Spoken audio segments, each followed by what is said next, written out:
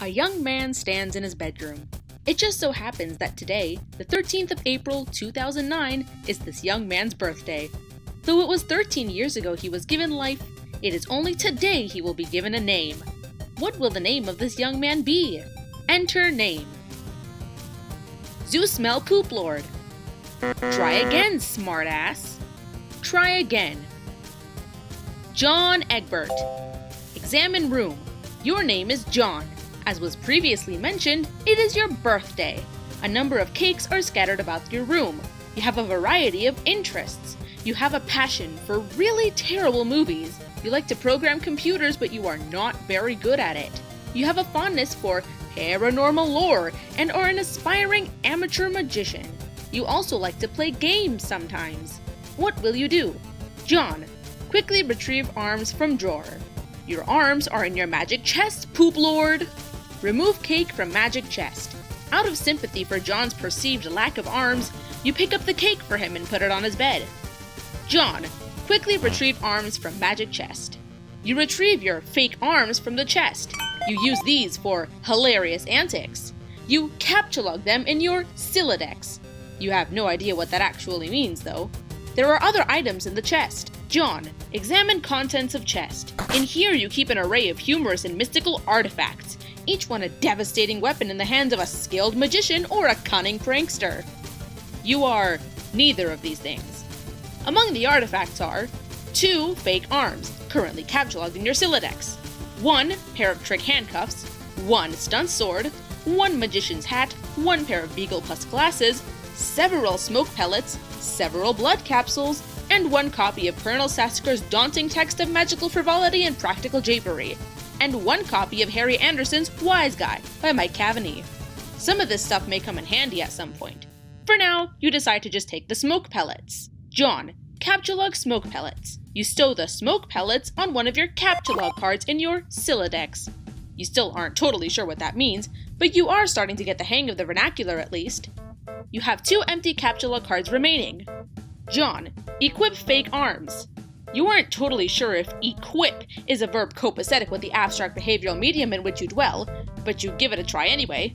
Unfortunately, you cannot access the fake arms. Their card is underneath the one you just used to captchalogue the smoke pellets. You'll have to use the pellets first in order to access the arms. But this is probably unadvisable, since you just make your room lousy with smoke.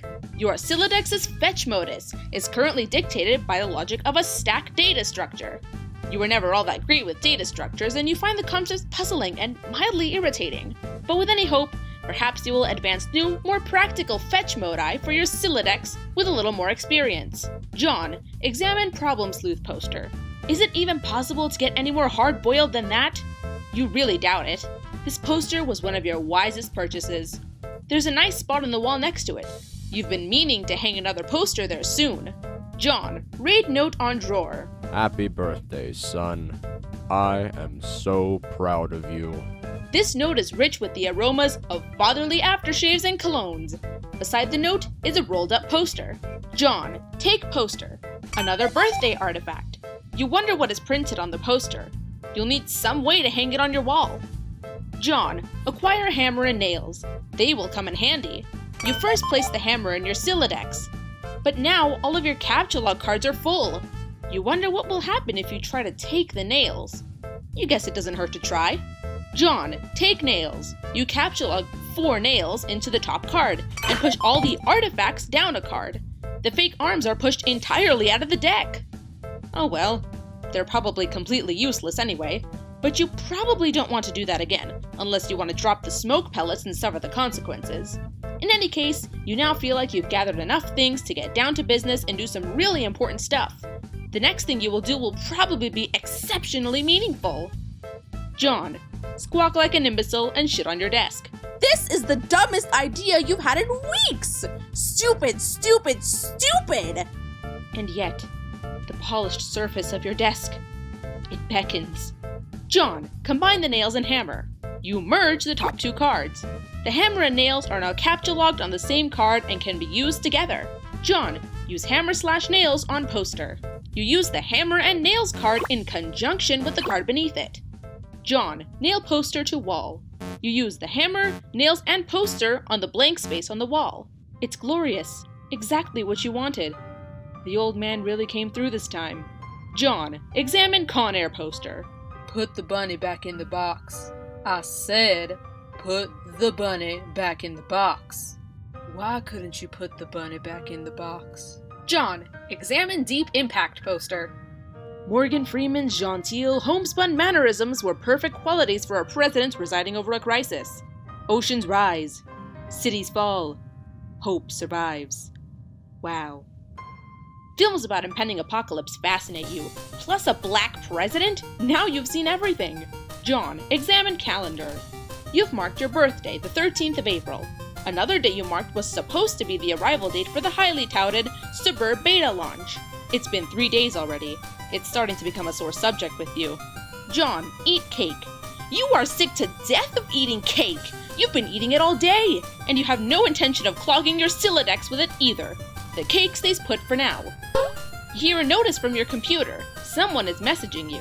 John, examine incoming message. You pull up to your computer.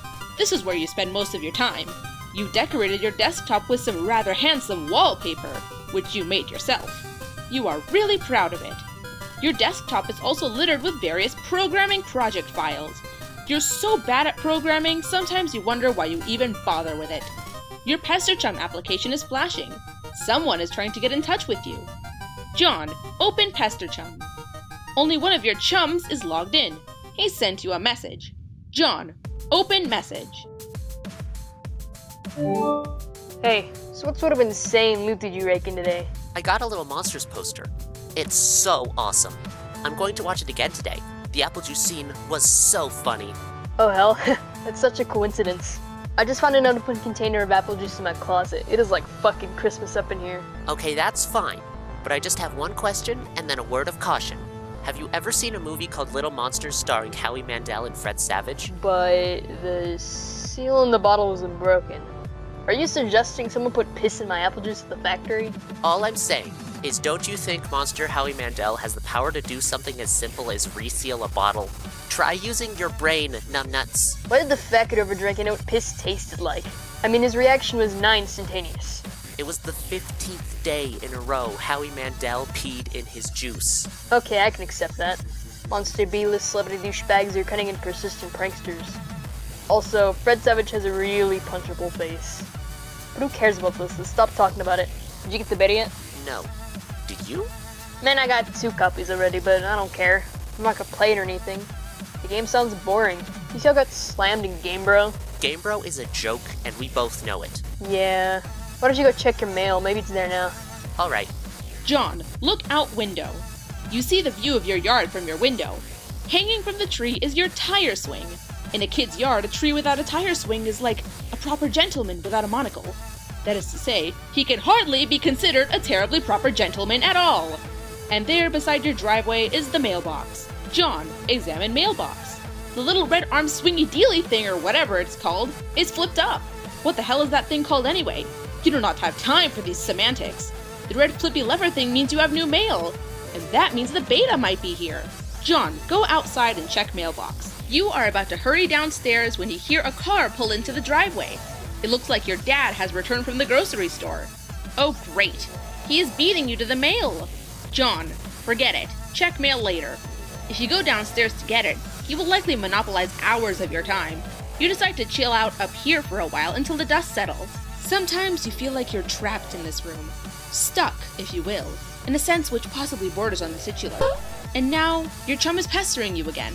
The clockwork of friendship turns ceaselessly, operating the swing lever dealies of harassment in perpetuity. Whatever, the dude can just hold his damn horses. John, examine games on CD rack. You've put countless man-hours into this assortment of quality titles. John, read Colonel Sassacre's daunting text. You decide to consult with the Colonel's bottomless wisdom. Good grief, this thing is huge! It could kill a cat if you dropped it. But to really dig into this hefty book, you will have to captcha log it. You are not sure if you're ready to logjam your other artifacts beneath it just yet. John, captcha log fake arms again. What did you just say? You don't want to clog up your... Oh, Jesus. In a momentary lapse of concentration, you accidentally captcha log the arms again. John, set PesterChum status to bully. You don't think the situation is quite dire enough to go all the way to rancorous, but you still feel the Pester Chum client should reflect your mood change in some way. Bully will have to do, I guess. This, unsurprisingly, does nothing whatsoever.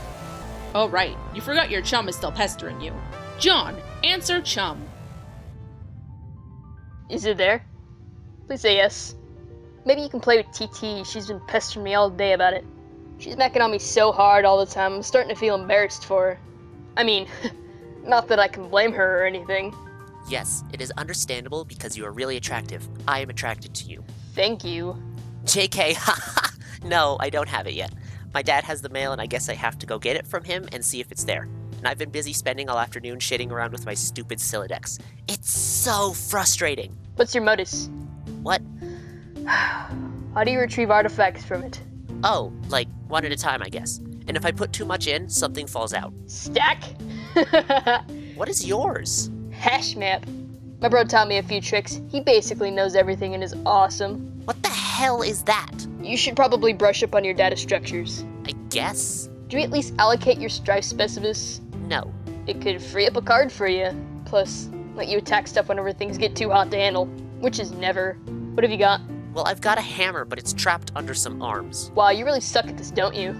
Just get rid of the arms and then allocate the hammer to the specimens. How? I don't know. Just use the arms on any old thing and see if it works.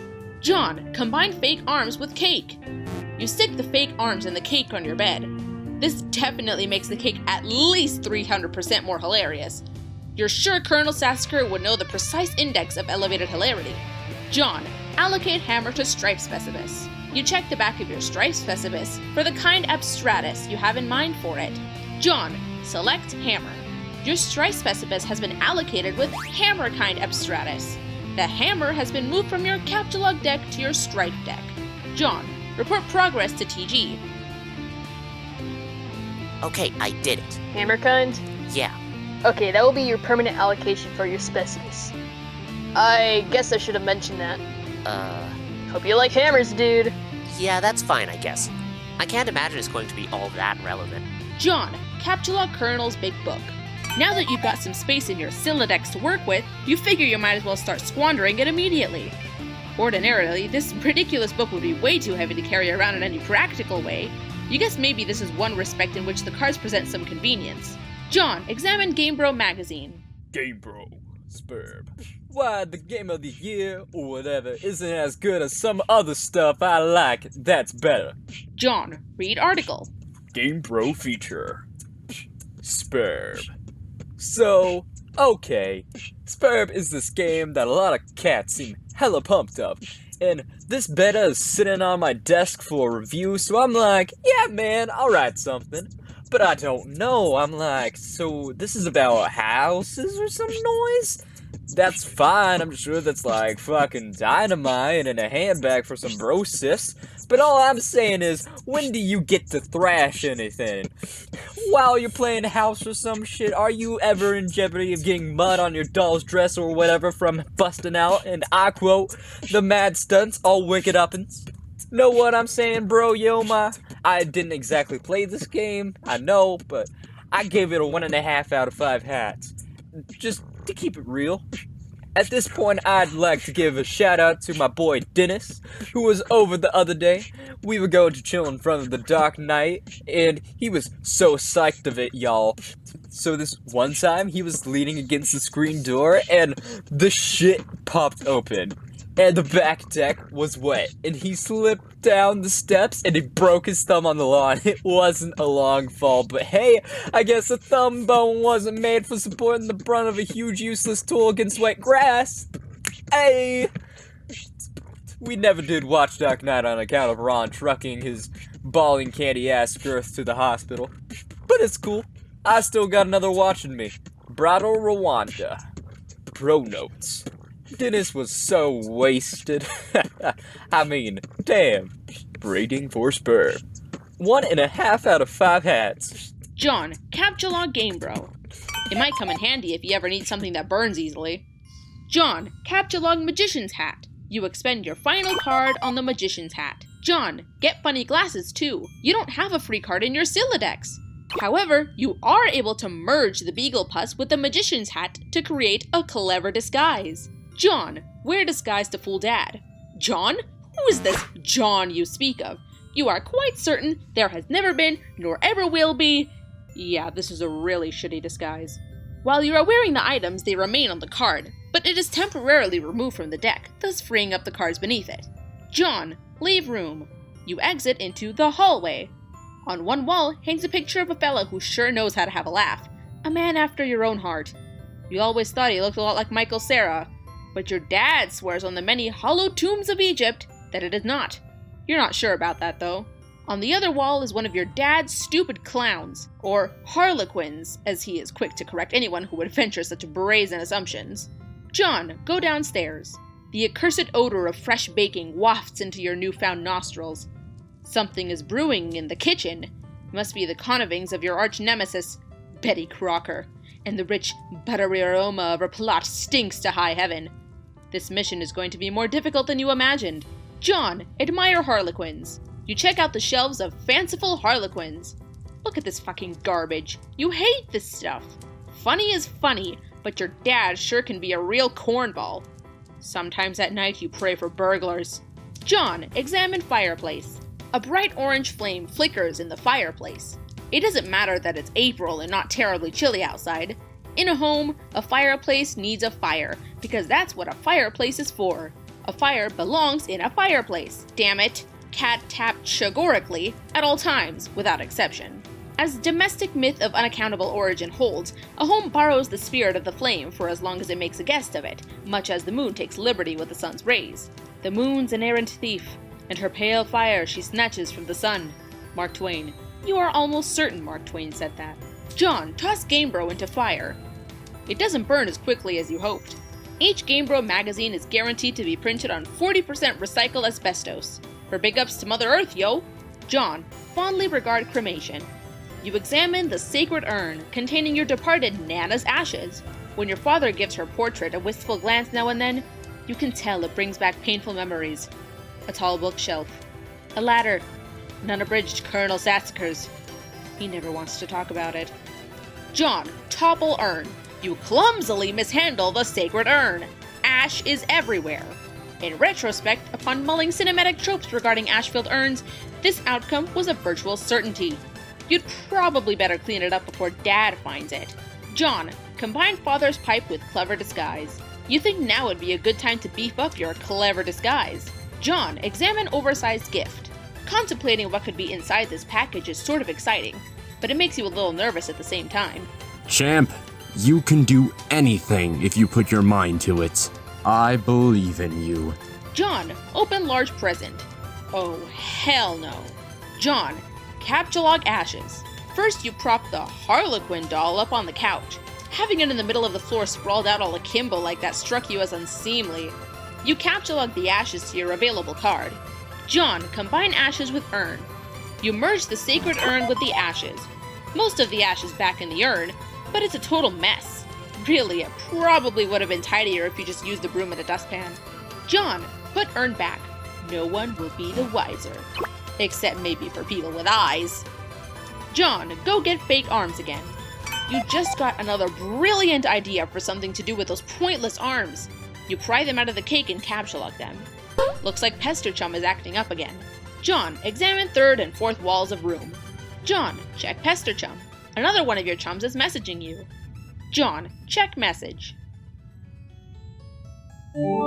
I understand you have recently come into possession of the beta release of the Game of the Year, as featured in respectable periodicals such as Gamebro magazine. That's an ugly rumor. Whoever told you that is a filthy liar, and you should probably stop hitting on him all the time or whatever. I can't control myself. I must have a weakness for insufferable pricks. Anyways, I still haven't checked the mail. My dad has it. I'm trying to get it from him, so BRB. John. What? You're wearing one of your disguises right now, aren't you? You're typing to me right now while wearing something ridiculous. No, why would you even think that? That's so stupid. Okay. Why don't you go get the game from your father? Alright, wish me luck. Oh, by the way, JK, I was wearing a funny disguise this whole time. Gotcha! I know, John. John, go back downstairs. You can now execute that brilliant idea you had. There should be just enough frosting on the fake arms to serve as an adequate adhesive. John, attach arms to doll. You don't care what Colonel Sassacre says. That makes it at least 1,000,000% funnier. John, inspect burnt paper on the floor. Problerone! You put this back in the fire where it belongs. John, throw present wrap in fire. As long as you're cleaning up. John, captcha doll. You can carry hefty items, but that thing is just way too big. Get real. Besides, you don't even want it. John, read Colonel Sassacre's text. Hell's bells, we are having a mighty sporting time of it. Hold fast, my intrepid fellow pranksmiths. We've merely nicked the mahogany of our japing chests. If I may direct the incisive ogle of your beagle post to the wriggling regency of rubber bugs, plastic parasites, squirming serpents, pliable pests, and every such order of the phyla of creepy crawly. Land sakes alive, we are cooking with petrol now. In the further exhibits, we shall dwell on artifice useful to your exploits. Is your pappy's rod and reel handy? What about a bit of iron cord? It should have proved elusive. Bring those writhing rascals to life and set the nerves of some old maid to the wreck of the Hesperus. Do you have a bothersome aunt who never seems troubled to find ways with your sunny afternoons? A broad splintery fence, a bucket of whitewash, perhaps? By come your fixer wagon. And what of that tawny gent who puts the lackadaisical near the sarsaparilla font? You'll have that listless octoroon find that spring in his step just yet. You thought about consulting the text to determine exactly how hilarious the doll is now, but this text is way too big to navigate in a timely fashion. You decide to forget it. John, find Dad and retrieve mail. The door on the left leads to the kitchen, from which the smell of baking wafts, a powerful aroma which could lift an especially portly hobo off his feet. The door on the right leads to the study, where your dad spends a lot of time. He could be in either room. Where will you go? John, go in the study. It doesn't look like he's in here right now. John, examine Father's desk. On the desk is a deck of playing cards, one of your dad's pipes, the April issue of the Serious Jester magazine, and a stray captcha card. There was also a can of peanuts on the desk. Haha, oh Dad, you won't be falling for that one again anytime soon. A severe peanut allergy is a terrible affliction to cope with. John, upgrade costume with hat from Hat Rack. You swap the magician's hat with the bowler hat. This disguise is somewhat less funny, but a lot more distinguished looking. John, combine second pipe with clever disguise. Your dad maintains numerous pipes around the household. A father without a pipe is like a strapping roughneck without a toothpick. That is to say, he is a rather piss-poor excuse for a roughneck if you ask me. You'd rather not take the pipe, though. The first one tastes bad enough as it is. How you suffer for your comedy. John, examine captcha card. Yes! This will be perfect for expanding the space in your Scylla. Ah! John, play haunting piano refrain.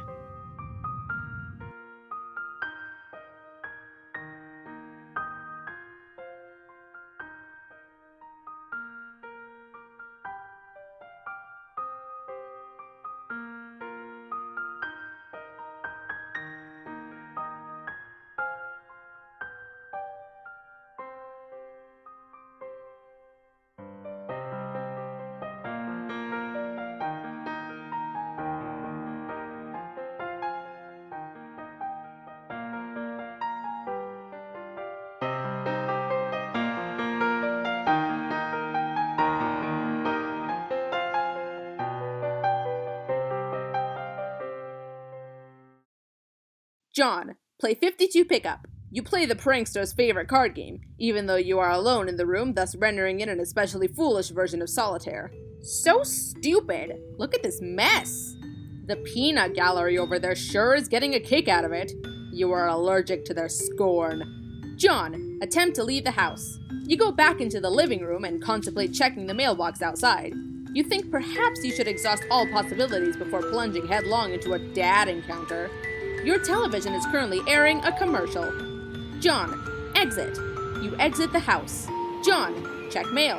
Predictably, the mailbox is empty. You have already been scooped by your father. The streets are empty. Wind skims the voids, keeping neighbors apart, as if grazing the hollow of a cut reed, or say, a plundered mailbox. A familiar note is produced. It's the one desolation plays to keep its instrument in tune. It is your 13th birthday, and as with all 12 preceding it, something feels missing from your life. The game presently eluding you is only the latest sleight of hand in the repertoire of an unseen riddler, one to engender a sense not of mirth, but of lack. His coarse schemes are those less of a prankster than a common pickpocket. His riddle is absence itself. It is a mystery dispersing altogether, like the moon's faint reflection, with even one pebble of inquiry dropped in its black well. It is the most diabolical riddle of all. Absence diminishes little passions and increases great ones, as wind extinguishes candles and fans a fire. Walt Whitman. Yes, you are certain Walt Whitman said that. 100% positive. You have a feeling it's going to be a long day.